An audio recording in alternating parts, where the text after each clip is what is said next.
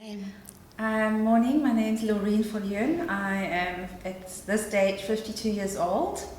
And you're a breast cancer survivor. And I'm a breast cancer survivor. I'm 4 years in remission now. And so 4 years ago when you first got that diagnosis, I was diagnosed in November 2010. In August, I went for a mammogram because I felt kind of uncomfortable. And I felt there was a lump here and there. The mammogram actually showed nothing. So I fussed and huffed and puffed, and they eventually sent me for a scan, and I was then stage 2B by the November. Sure. I had my surgery. They only wanted to do it in January, but I said, no, you do it now. You know, if it wasn't there in August and it's here in November, you do it now. So I had my surgery in December. At the end of January, on the 31st of January, I remember clearly, I started my chemo because my birthday is on the 1st of Feb, and I was violently ill. Oh my gosh. So no cake that year? Nothing. I couldn't keep water down. By day 4, I was dehydrated and I was back on drips and things. Then they gave me a drug that I had to pay for that was it was quite expensive. It helped for 3, 4, and 5. No. There was 2, 3, and 4, and then 5 and 6 didn't have any effect. I just sat there as they were pumping the stuff in. It was pouring out of the mouth. Shame. And you were at a public hospital. Yeah, I work at Greta. I work for one of the professors there. I wouldn't actually. My boss is one of the consultants at UCT Private Hospital. He offered to fund it privately for me. And I said, what's the difference? And he told me what the difference is. And I said, thank you, I'll go to Greta. And I would any day go back to that unit. They are fabulous. All these costs that you have to pay in the private sector are unnecessary because you can't ask for better treatment than you get at Greta. That's fabulous. And the reaction to the diagnosis from your family and your friends? And from yourself when you first heard? I was quite whatever, you know. So my number's up. I've got to do this thing, you know. I'm a very positive person, so it didn't faze me at all. My 18-year-old son decided I was going to die. He went into a complete flap and decided I was going to die. My husband, after the initial emotional outburst he had, he was fine. He was amazing. He was supportive. He used to come and sit there with me at every chemo, to take a day's leave, come with me to the hospital. He was amazing. When I was at home being quite ill, although my son felt like this, he was very supportive because you kind of sleep on the bathroom floor because you're too weak to get up after day 4. He would come and tie my hair up for me and clean me up, and because my husband's squeamish, so my son would do this, and we have an amazingly strong bond. And something beautiful that he did when my tumor test came back clear, on the inside of his arm, the full length of his arm, he had my name tattooed. Okay. When my tumor test came back clear, so that's quite amazing. Yeah. Yeah. And the surgery that you had, what it was just a lumpectomy. I was very privileged working where I do. I had Professor Paneri do my surgery. So he did it all very neat and tidy, and I just have 1.5 now, but you would never know, really, if I showed you, that you would never actually know. And you said that because it's October this month, you're wearing pink every day. Yes, it's a decision I made to create awareness. I'm not a pink person. It's a bit too girly for me. I'm not quite the girly type. But I've made a concerted effort that every day I will do something pink. I've even done the toenails pink, everything's pink, the bottle, everything.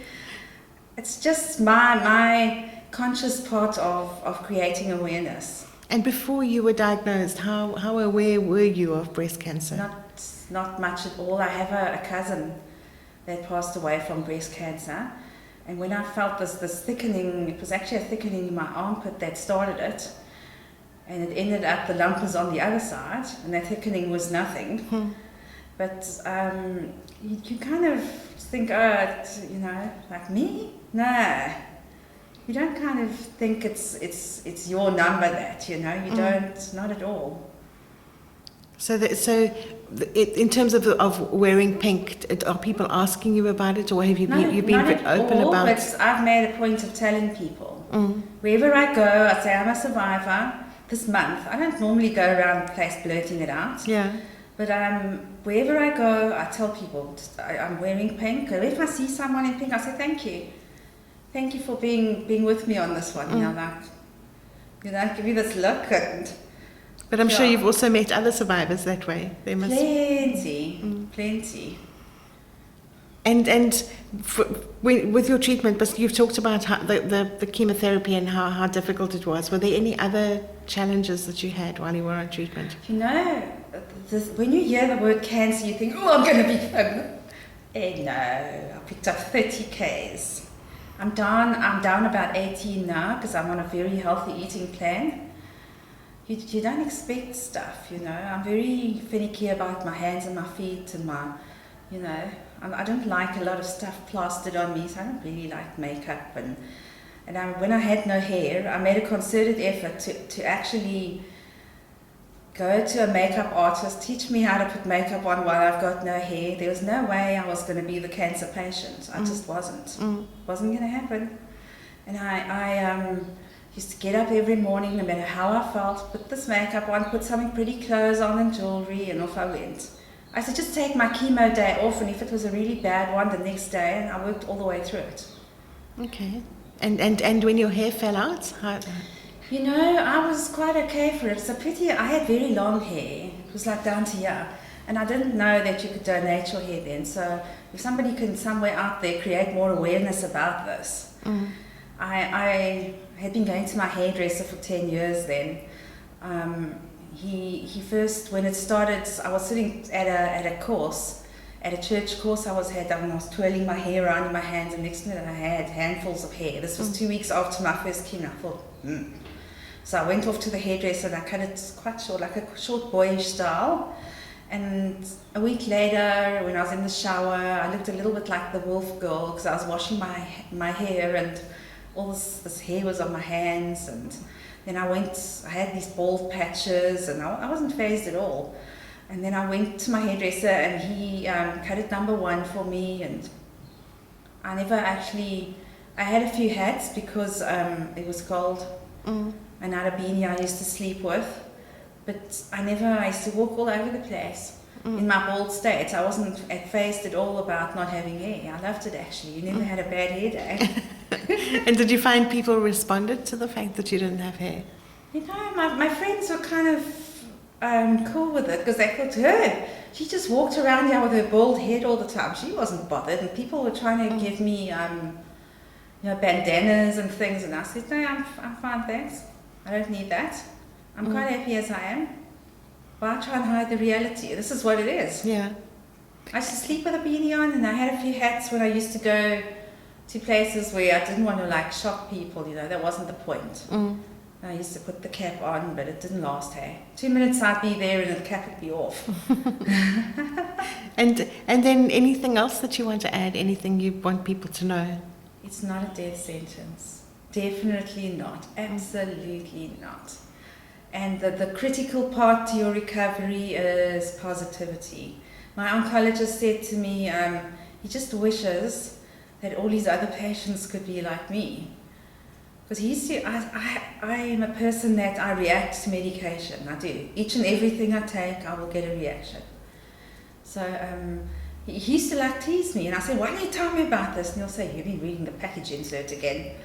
So don't be afraid. Ask questions. Just go out there and create awareness and do it. And if you're feeling uncomfortable about something, whoever you go to in the private or the public sector, ask questions. I'm tamoxifen. I've got all the side effects. I don't sleep, so I have to take Valium at night to sleep, which I get maybe 3 or 4 hours with that.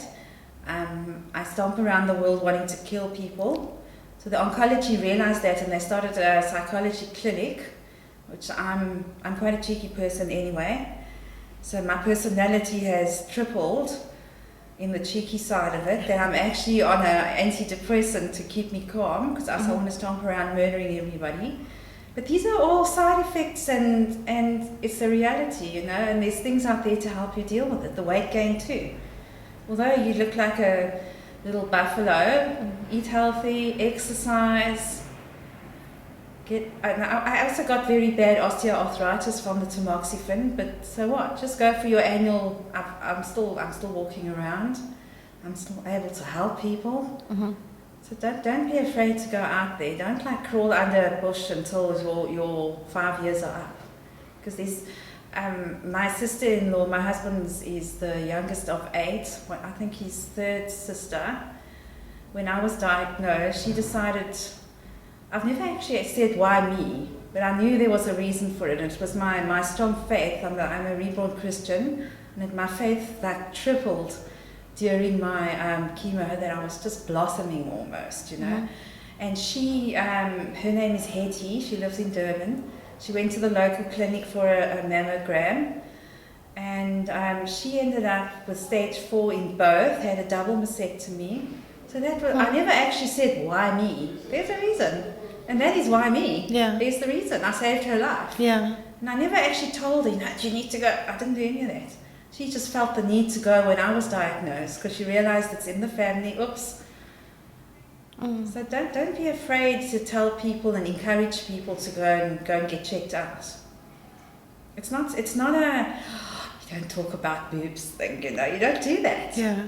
You talk about it. You tell people if you're at any stage uncomfortable, go and get checked. Mm-hmm.